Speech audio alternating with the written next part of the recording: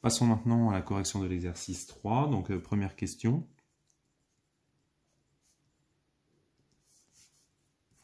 De quelle somme Yann dispose-t-il? Donc la somme, évidemment, c'est le résultat d'une addition.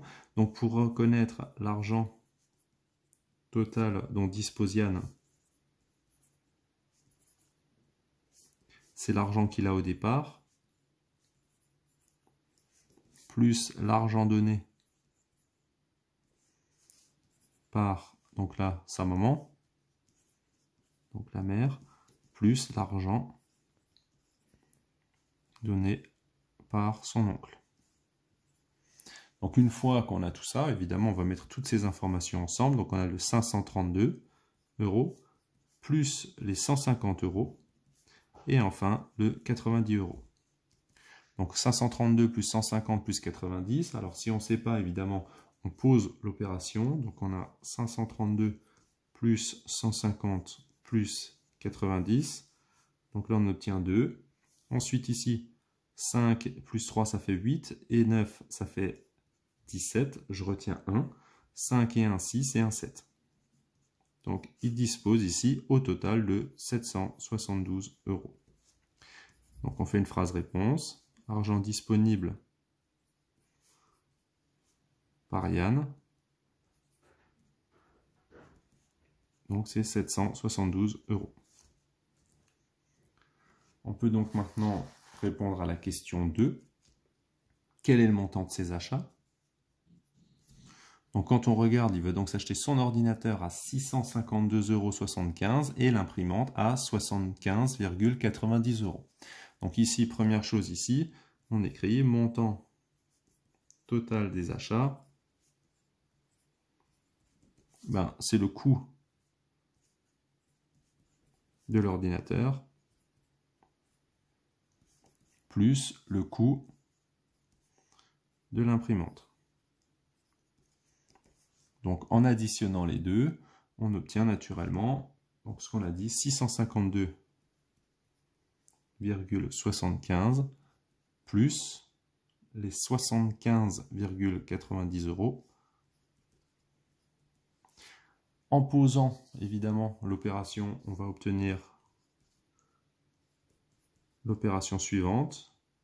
On n'oublie pas ici d'aligner les virgules sous les virgules pour que les unités soient alignées avec les unités. Donc 5 et 0, 5. 9 et 7, ça fait 16. Je retiens 1. 5, 7, 8. 7 et 5, donc quand on regarde, alors 7, 5, ça fait 12. 2, je retiens 1. 6 et 1, 7. Et donc maintenant, on a la virgule sous la virgule, ce qui donne donc un coût total de 728,65 €.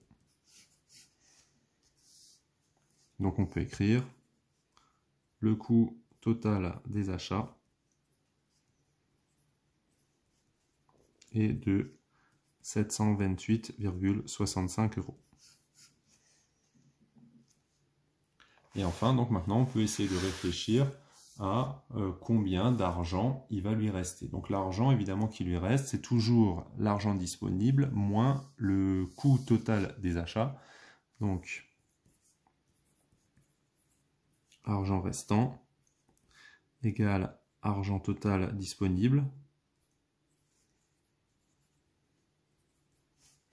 moins le prix des achats. Donc ça, évidemment, l'argent total disponible, c'est ce que vous aviez trouvé à la question 1, donc c'est le 772. Vous enlevez ici le coût des achats, donc 728,65 €.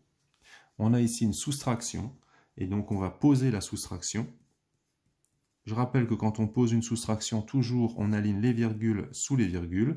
Donc ici, moi je vais mettre le 728 à gauche, comme ça j'ai bien les unités alignées aux unités. Je vais mettre ici le 65, et pour soustraire ici, je suis obligé de rajouter des zéros. Donc de 5 à 0, on ne peut pas, on va jusqu'à 10, et on met la retenue, donc ça fait 5. De 7 jusqu'à 0, on ne peut pas, on va jusqu'à 10, ça fait 3. De 9 à 2, on ne peut pas, donc on met les retenues, donc ça fait 3. De 3 à 7, ça fait 4, donc là il n'y a pas de retenue. Et donc là, 7 moins 7, 0. On trouve donc 43,35 €. Donc on fait une phrase réponse. Il restera 43,35 € à Yann après ses achats.